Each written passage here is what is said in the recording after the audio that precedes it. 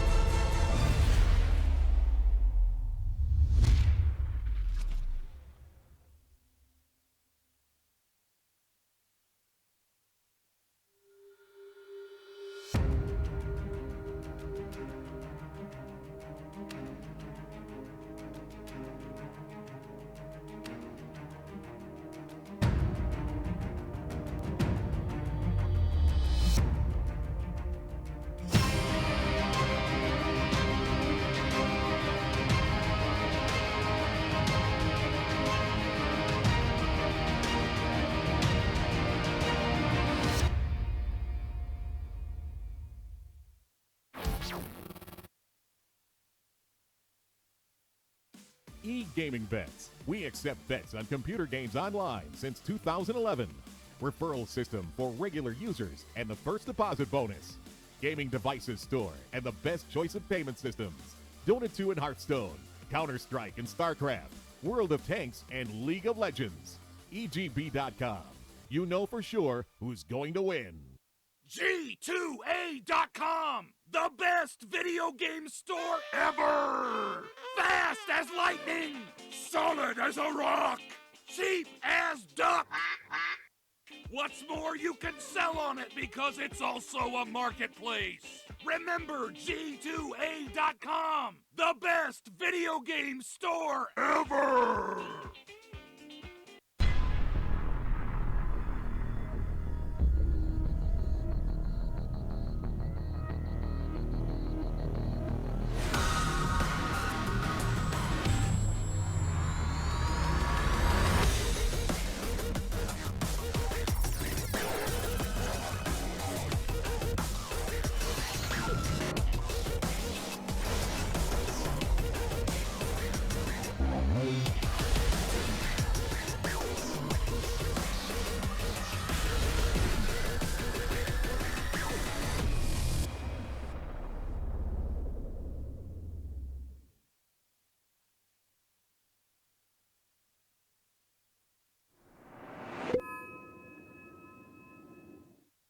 Welcome back, everybody, here to DotaPit Season 4 by G2A, the place where we bring logic to you. Or something like that. Welcome back, Swindles. Welcome back. Have I still got... I should still have you here. Unless he's gone. Damn, dude, I am such an amateur at this casting. Last in the lobby, doesn't realize he muted his mic. This is such a hard gig, Toby. You should get a raise. This is so complicated. I will one thing real quick. I don't know if this is just like a random thing or not, but you know how you just joined the game and started talking like as the first ban happened? Please do that all the time. It's so frustrating when streams live and it's like we're already 4 picks in. Okay, there's a reason for this, and I can explain the reason why this keeps happening on a lot of different streams. The primary reason for this is every time you run your intro videos, you run your launch videos, if you do it before the game actually loads in, and you try and predict when we start, and then one player's like, be right back, 2 minutes, gotta pee, or someone doesn't load in, you're then sitting there talking for like 10 minutes before a game begins with no full content, and then most of the time you've said everything you want to say by the time the draft actually begins. This is normally happening when you do long stretch casts, so when you do like 8 games in a row, and someone's like, well, obviously you should have like pre-prepared content that you can talk about these teams beforehand. I'm like, yeah, you can, but after you do 8 to 10 games in a row, you're repeating the same stuff over and over and over and over again. And it just removes everything that is unique about the broadcast. So most groups actually wait until either all players have loaded in or the first load screen begins. And then they run their intro stuff. See, now I regret asking you that question because that monologue accomplished the exact same thing. And now we're at the 4th pick and we haven't talked about the drafts at all. I'm sorry. But thanks for the insight, Toby. I appreciate it. At least for everyone out there that just mutes the casters, which is like at least 50% of the audience. Well, I was still got to see the here. You're looking at least 80%. You still got to see the draft from the very, very beginning, and that's normally the biggest complaint. Like they don't most of the time. Like this is actually one of the funny things where you don't even need the casters to talk about what's on the screen to be entertained. You said it yourself before we even started today that like casters are more entertainers than anything else. And most of the time, people don't get entertained by saying, well, they're banning out Invoker because it's obviously a standard ban. He's really become popular in the current meta. He's destroyed pub games everywhere. Ban out the Oracle Pudge because it's up. Jenkins on Leviathan. We already know that one. Gyrocopter, great at team fighting. It's the same shit that you already know, and someone's already said to you 10 times in the last broadcast. And you're like, I don't want to know about that. I want to know about things I don't know about. I want to know the casters wait because they keep having players just DC out, not load in properly, or have to go pee every 5 minutes because they get the smallest bladders in the world. Like, they want to know this kind of stuff more than they want to know, like, what they already know. Makes sense. I agree with you. And luckily, that second spiel has taken us to the last part of the second stage of bans. Yeah, I think, once again, DC got a really good opener here. Ember is an incredible matchup against both Quap and Tusk, and I keep trying to, like, Chessie disagrees with me strongly on this, that Quap is, like, really good against Ember, and I highly disagree, but Ember is so good against Quap and Tusk, okay, why and then they does banned Chessie Earth say Spirit this? and Storm Spirit. Why does Chessie say it? Like, what's his logic behind it? Because he goes middle, and Quap is like a really, really annoying matchup to play. But throughout the game, like the ability to just slight chains a Quap and keep her still for 3 seconds, not to mention that, yes, he can get Orchid, and yes, he can kill you, but as long as you're playing safe and only really showing with Flame Guard up, he's got to burst through 500 magic damage. Like, he kills most other carries, but he doesn't kill Ember, and Ember just is such good lockdown for Quap. Like, it just, when that early fight happens, if you catch him in a chains, you just start screaming, and boom, he's dead. And they just banned the 2 spirits that just hard counter Ember. Both Earth and Storm Spirit are very, very good against him. I don't think they have to fear Storm. He's weak in the meta, plus they already have a Quap, but I mean, I guess, you know, they're afraid of it, so whatever. I'm sure Cart's already looking this up, but have a look into the stats between a Queen of Pain and Ember Spirit when they're both played mid. Because I know some Ember Spirits play the safe lane. I think that's a little bit more imbalanced then as far as you get like raw head-to-head stats go. But just the win percentage of what happens when you have a Queen of Pain versus an Ember as your 2 mids will be interesting to see.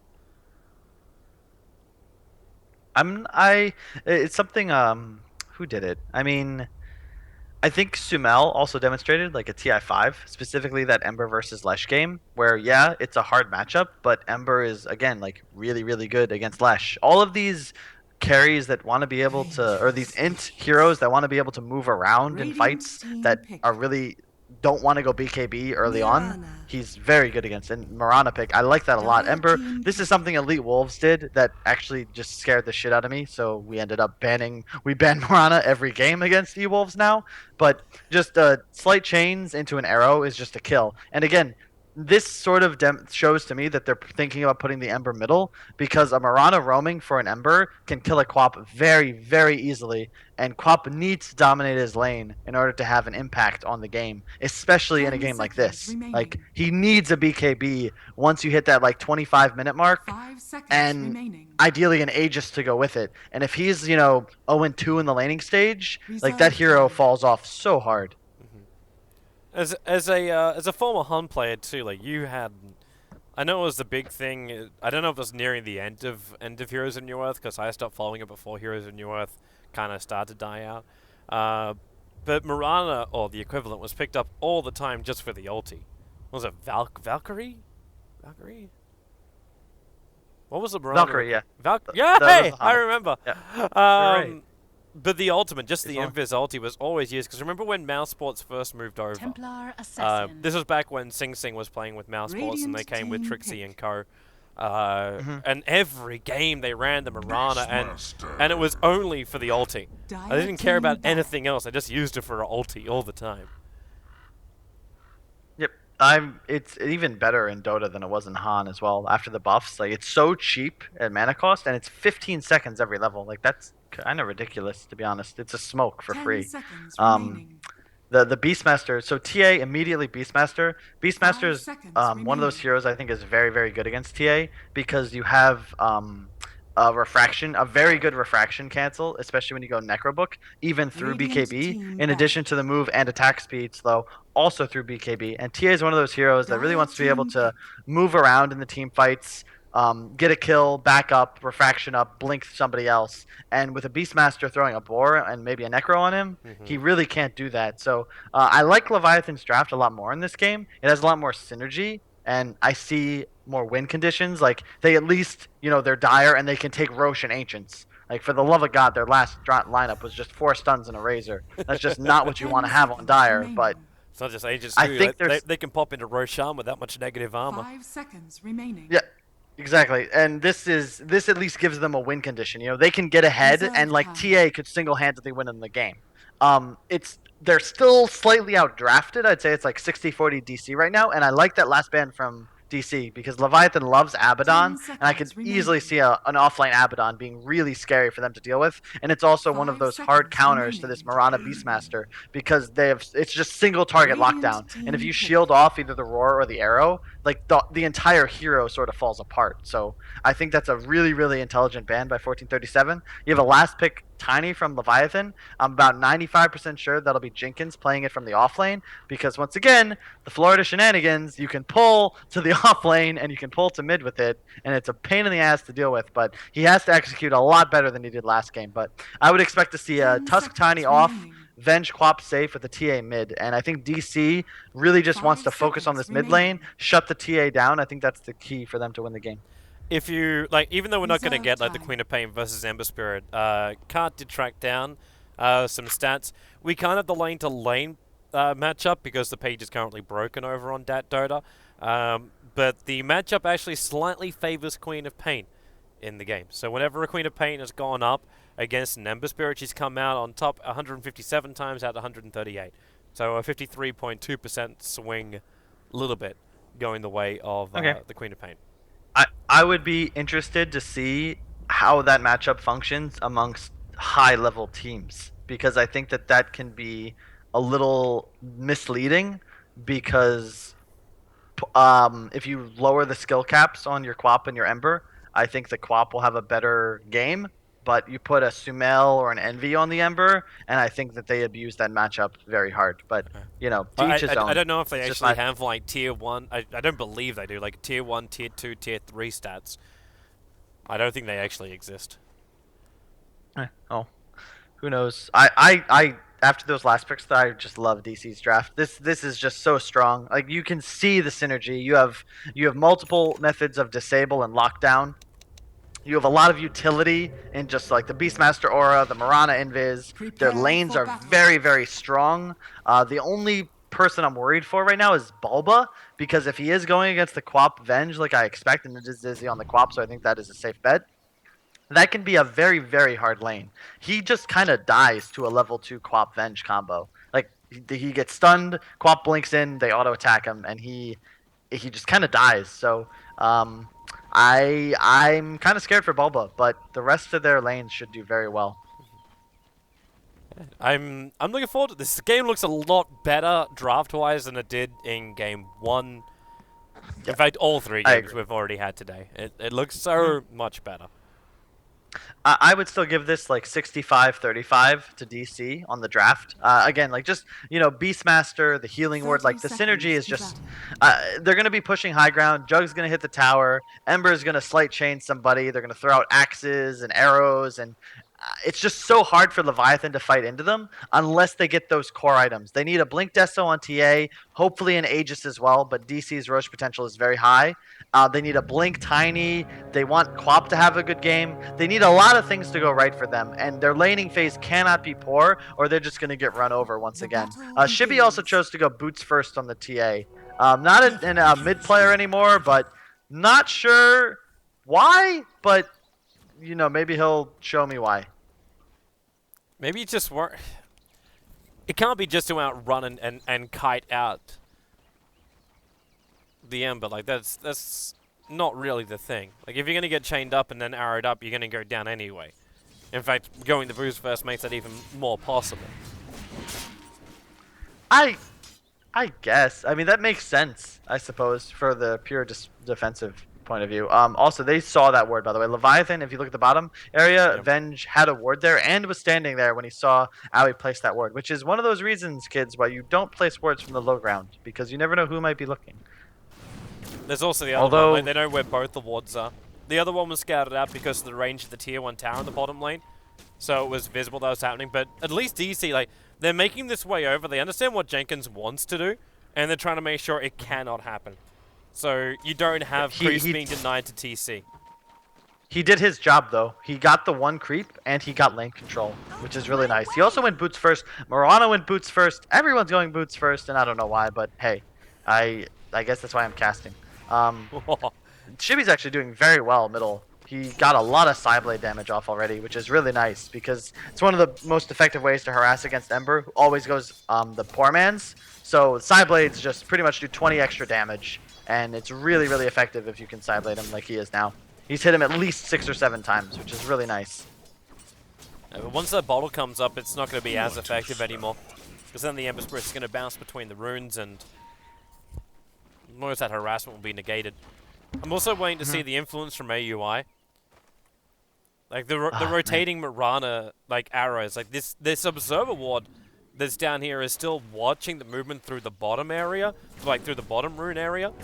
So we can't attack from that side, but there's no information whatsoever from Leviathan on the northern part of the map. So if AUI can loop around, he might be able to get a surprise arrow into the mid. And again, they try and stop Jenkins from doing anything. They blocked up the camp.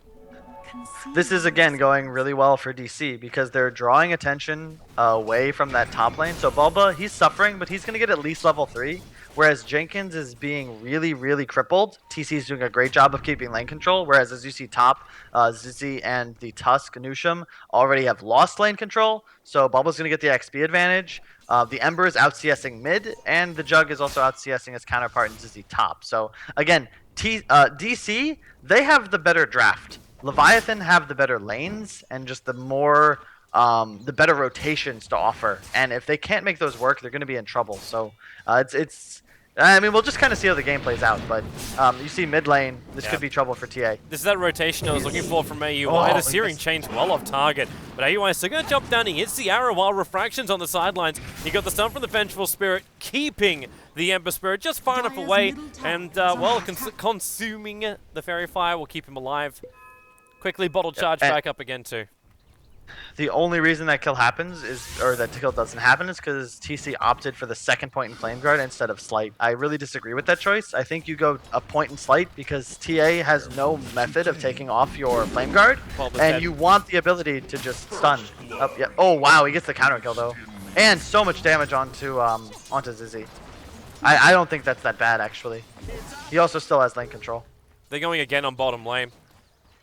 TC's trying to catch it up. This is the second time we've seen 1437 initiate that way. This time around, though, he didn't have the mana for the Malediction. The first time around, he must have been using it just to chip down Jenkins. Also, another thing I want to flag out is the vision game from Leviathan. I've been showing it on the screen, but obviously, as you've been talking, you didn't want to interrupt. But both of the observer wards of DC were scouted out by Leviathan. Both the bottom as well as the bottom rune. But they threw down this sentry ward DC to try and find this one. And they failed to get it. It's just on the edge. I just don't understand. Like Leviathan put a sentry down near their hard camp, but like they saw a DC ward. Like they saw Mirana walk up and ward. Both the hero and the ward saw it. They don't get it. But Yeah, they still. Do they just smoke underneath that? 1437's No, they not going to smoke- find it. There's no malediction. They'll go for the spin on Jenkins, but 1437's in a world of hurt, especially with that avalanche flying in. TC can be pushed out by the shards, actually helping him at the end of the day. But they'll take that. That's a 2 support rotation. In the meantime, Bulba and Aoi are just asserting dominance in the top lane. Like that's a fine def. If you want, like, if someone's gonna blow a smoke and a dual support rotation to kill my support, I'll take that every time because in the yeah, here we go. We're gonna counter kill in the mid lane most likely, and they're free farming top. With the paralyzing cast, got enough control on Chibi. It was an invis rune. Very, very simple. The Ember Spirit just popped back up close towards his T1 tower, away from the vision of the Dire side. Triggers the invis, walks in, then burns both his Flame Guard as well as Searing Chains. Nowhere to keep refraction up. Yep, he's just kind of dead. It's just good movement by DC. They recognize, like, they killed the Witch Doctor. Witch Doctor says, okay, guys, both supports bottom. I'm TPing middle. Yuar has a very timely invis rune, although I think a haste would have probably accomplished the same. And he's dead. And now the snowball's coming in. Very low. They might actually get a return kill on this Ember. Yeah, he's probably dead, maybe. That paralyzing cast is causing him real problems. And in fact, Yushim, he's just going to barely survive. There's just a moment where they could have potentially turned the side blade attack, could have got a kill, but turns out it'll only be the Tiny who dies down on bottom lane to TC's Omni Slash. Everyone else will survive. Yep. This game's going really well for DC. They're getting the levels they need. I'm also just so scared because Bulba just hit level 5. He has 15 CS. Like, he's really close to the TA in farm. Like, all of the lanes for DC are going very well. Aoi's even been able to snipe off a couple big creeps with that new change to the arrow. Another reason Mirana is so scary, because, like, E-Wolves did this where you're, like, terrified in every lane. Like, guys, Mirana's missing. Care. And in reality, he's just arrowing big creeps to farm. And, like, it's just such a scary hero. And if you look at, like, the fog from Dire, like, they don't have really any vision outside of that one ward on the river, so they see bottom rune, and it's so scary in this game. Like, I feel for them, but they're just losing this laning phase really hard. And as I said, if LVT doesn't win the lanes, like, they're in some big trouble. The second wave of wards will be coming out in just a moment. Shibby, well, that snowball's coming in. Ember Spirit jump away. Snowball will still connect. The shards will have target. In comes your arrow. It connects on the Templar Assassin, so you get a 5-second stun there. And 1437, there's no one for that coconut to bounce to. So the Ember Spirit will just die. But I'm still looking at TC's farm, man. You talked about it with the CS going as well. He's got 1 kill to his name, but he's 3,400 in the net worth. And the closest to him is 2.8k on the Queen of Pain. Yep. Jug's one of those really scary safe laners. Like, as an offlaner, I understand the side lanes a lot more now than I do the other lanes, or the other lane. And Jug is one of those scary ones because, like, you're a Tiny. If you get behind against a Jug, like, you look at how he has to play, you know? He has to play super far back and really scared because otherwise he just dies to Omni Slash. And it's a really difficult position, and it's another reason why DC... The Raw. Ooh. It's going to push back the Vengeful Spirit, allowing time for the Ember Spirit to come in from the side. The blink forward from the Queen of Pain ensures the kill on AUI. But AUI broke the smoke of Leviathan. They 2-man smoke to try and go for that kill. And then you still give extra money into the Ember. Yep. And that's kind of the issue with Leviathan's draft, is like they want to be able to smoke for objectives, but because their TA is so far behind, it's just really not possible. So they need to just kind of fish for these pickoffs. And in reality, you don't really want to be using your smokes for hero kills. You want to be using them to make space on the map, to place wards. You'll see, like, EG do this all the time. PPD will smoke him and Fear and some core. They'll run into the enemy jungle. PPD will just go place wards, and they'll try to get a kill. But Leviathan's kind of just, again, they're fishing. They're trying to get lucky here. And they're kind of panicking, I think, because their lanes are not going well. And they're in a really tough position. Ember has a haste rune. This is really scary. He has a haste rune and the perfect paralyzing cast and the arrow to follow up. The full 5 seconds over on Shibby. He at least got himself invis for the moment, and now Jenkins rotates over. So they'll get a counter kill onto 1437, but Leviathan bring in their entire squad to do this. The entire team for a support. Like, once again, the rotate gets the support, no map control. In the meantime, TC continues to free farm bottom. He's even going to go for the Battle Fury build. So greedy, but he's 20 CS ahead of the game right now, and Like again, like what's gonna kill this Juggernaut right now? They just need this TA to be huge, and he's just having such a hard game. Who can blame him? Roll's going to go on the Queen of Pain. The arrow's flying in. Hits perfectly. An AUI with a leap forward will make sure the Bulba gets all the extra damage he needs to ensure the kill. Jeez. Bulba is I'm actually, not sure about the like, Shibby. Even with the VS behind you and the stuns, there's no sign of Fist, and there's also no bottle charges here for the Ember. So he backs up. This is so scary. The Beastmaster's just so farmed. I am not quite sure how it even happened. I think they must have lost lane control very early on somehow, because he should not have been able to get this far ahead. He's got 3 kills to his name. He's got a Necro Book. He has a Necro Book, Toby. Yep. It's the straight Necro Book as well. Like that's old patch. Like that was the beginning of the old patch.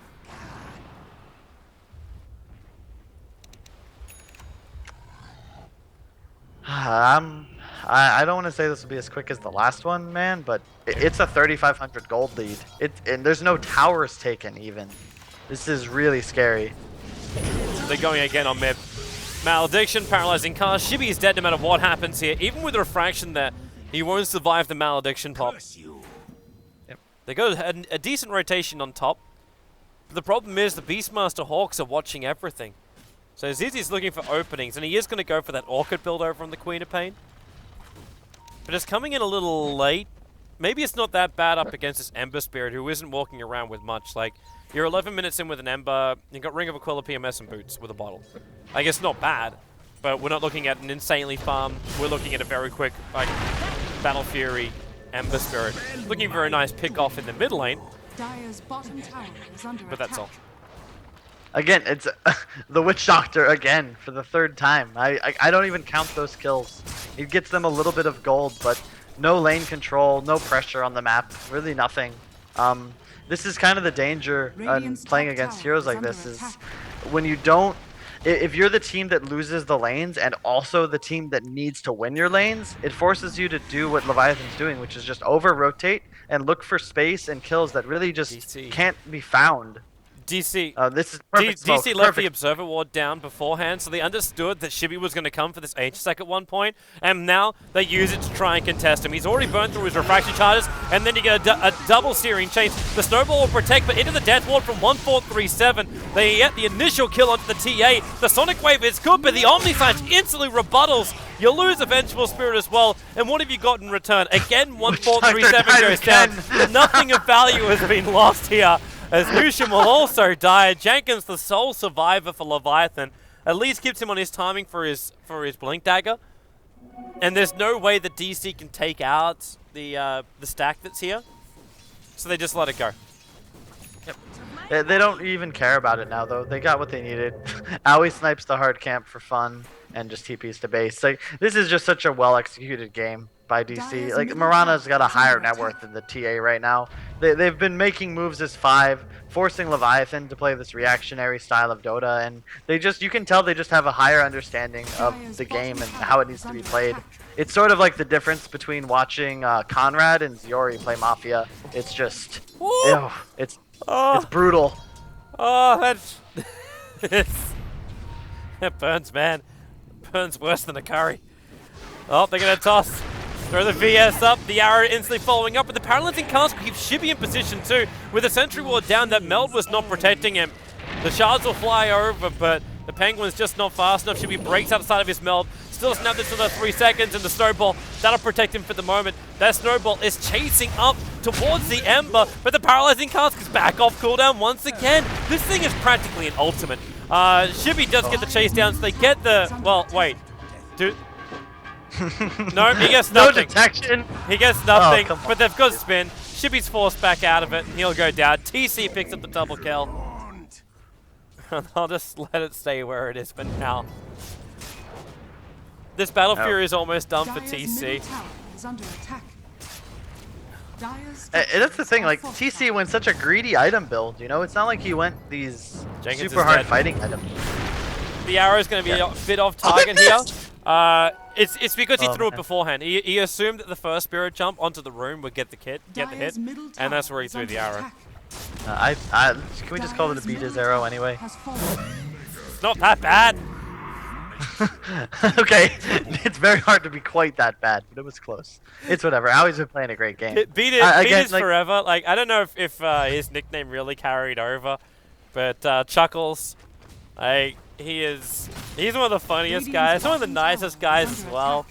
He's a good CS player. Top tower is under attack.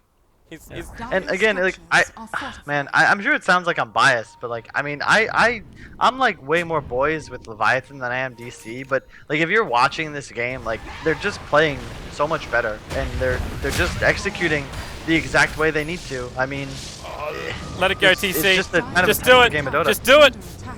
No, that wasn't doing it. I thought he was going to go directly in for the Omni Slash. TP out from Tusker. They avoid the Sonic Wave. ZZ a little bit off target, but the TP out is still successful. Tiny will not be successful, however.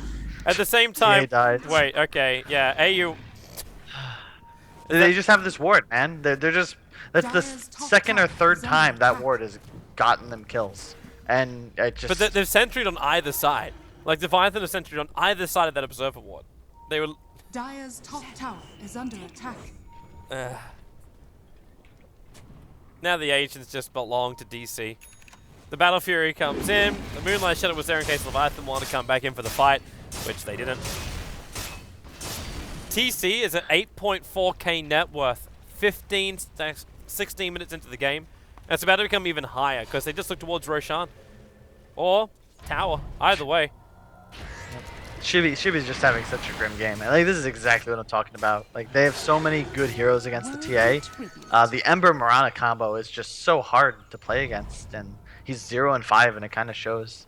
And now they're just gonna group up, take this bottom tower, and I mean, what can Leviathan really do here? They have the blink on Tiny, that's helpful, but I mean, he can kill 1437, but I don't know if he can get anybody else. No, they even start on TC, and he just spins before the Avalanche connects. And Sleight of Fist chain a little bit off from Yawa. The arrow, however, is not. Full 5 seconds, and look at him go. He's just like, run forward. They toss back the Queen of Pain. Is the way to try and save her from a searing chain. How? Wait. Where has AUI got enough money for a Veil of Discord on top of his Arcane Boost and Wand? Really farmed. Yeah. Really farmed. He's got 2 And kills Veil and is 6 actually assists. such a good item now too. Yep. He just had a great game. Like the thing about Mirana is it sort of you have. Oh wow. They baited with Shibby, but Malediction. He's out of mana, and now it comes from the back line. The Sleight of Fist on the 3, they're already grouped up. The Death Ward's gonna go. You might get the kill on the Emperor. No, the one charge give him more than enough life to survive. Even the VS walks over just to give his life to Yawa, and this bottom tier 2 tower is wrecked. Yep. That's the problem, is that even if you have, like, let's say it's a Tusk Tiny bottom against the Witch Doctor Jug, they still lose that lane so hard because the Witch Doctor Jug is so strong, and they have the threat of the Mirana. And in the mid lane, you kind of just need to keep a support there, but Avenge in a TA, that just has no kill potential on an Ember Spirit, and they still get a kill, even if you're there, if they land the chains and the arrow. And then top lane, they just didn't deal with this Beastmaster. They lost lane control. Suddenly he's level 3. The Mirana just runs up there, and like pretty much everywhere Aoi went was strong, and now just gonna live. He's in the trees. He was TPing out. He got hit by the Avalanche. But because he leaped perfectly into the tree line, they looped around him and they didn't even know. They had no idea AUI is sitting in the tree line. Yep, obviously intentional. Excellent play by Aoi there, leaping right into that spot. He must have studied the map intensely to prepare. I'm sensing a level of sarcasm.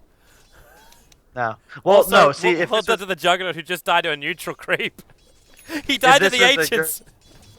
If this was a European match, then that would have been intentional, and you would have been going nuts. Can But he because it's America, he must have just messed up. Obviously. Because, Oh, you know which is more superior. Oh, Shippy. Shit. That's the best way to describe what happened. AUI was waiting for it. Bulba just sat there in Fizz, just pumps out. Raw control time. Bulba doesn't even need help. Like, he doesn't need help. Now they can at least have a crack at top lane, but the blink with the Sleight of Fist Searing change. ZZ, he's still burning, throws the Sonic Wave, and they get the kill. Support arrived just in the nick of time for Leviathan. They really needed that. I think that might be the window that gets them back into this game, Toby. You're very optimistic. I like that. Yes. That's what they needed. Now they've got the Orchid, and they're ready. I mean, the fact that Marana is higher than everyone, but 200 behind Quap, be damned. That doesn't even matter. They just need one you're good actually no, you're bending your will to Twitch chat. Twitch chat was like, I don't want no logic. fight. I don't know, man. Like, I'm telling you, Shibby, he's only like 4,000 gold from his Blink Deso. Once he gets that, it's go time. Yep. I just can't believe Bulba's so farmed. Like, everything else kind of went according to what I expected, but Bulba just got so much more out of that lane. Like, he is higher than Ember. You Like, think I about play it. Beastmaster a lot. That's not a hero you could, like, get this ahead on. You think about it, like Leviathan rotates a whole bunch of players into the mid lane to try and stop the ganks that were coming out from both the Mirana as well as the Witch Doctor. Bulba then gets so much space created, gets involved in a couple of kills, doesn't die, and then is able to get moments like this. Okay, the Paralyzing Cast is again going to screw so heavily with Leviathan. The Blink Dagger timing as well from Bulba put him in the perfect position, and this will be a team wipe. There's no way to survive this. Like, freaking, I don't know what you're going to do. Turn to the dark side or do something right now, because Leviathan, like, the hope is gone. Yep. Again, like, you can tell they just have a plan going in. If you look at their items, TC went for the Battle Fury. He's securing the late game. Yawar just went for Blink Bots. He's going back for a mech on Aoi, an early cloak onto the Witch Doctor so he can't die to Tiny, and just a rush Necro 3 into Blink on the Beastmaster. Like, again, you can see what their logic is, where they're looking to end the game, and once again, Leviathan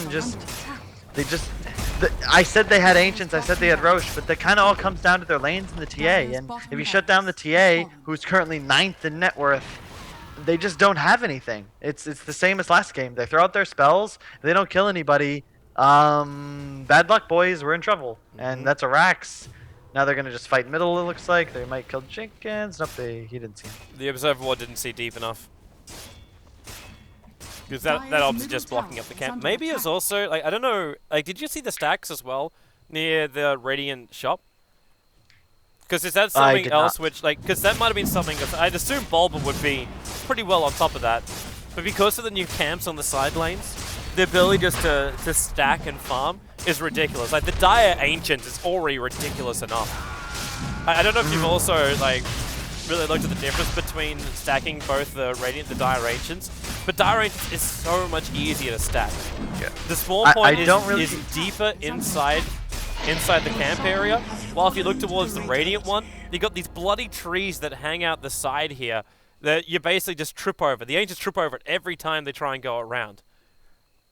It's so difficult. I don't really want to go in too much between the differences in the sides, but I think there's a lot of high-level teams that are very aware of the differences and the advantages of one of them, and I think they're in agreement with you. Yeah. I'm happy I'm right in a way. I mean, they're just Shibby's gonna dead. push middle. Shibby, the arrow's coming! Oh, no. It was his only hope. He's not even bothering with the swap. He knows he's dead.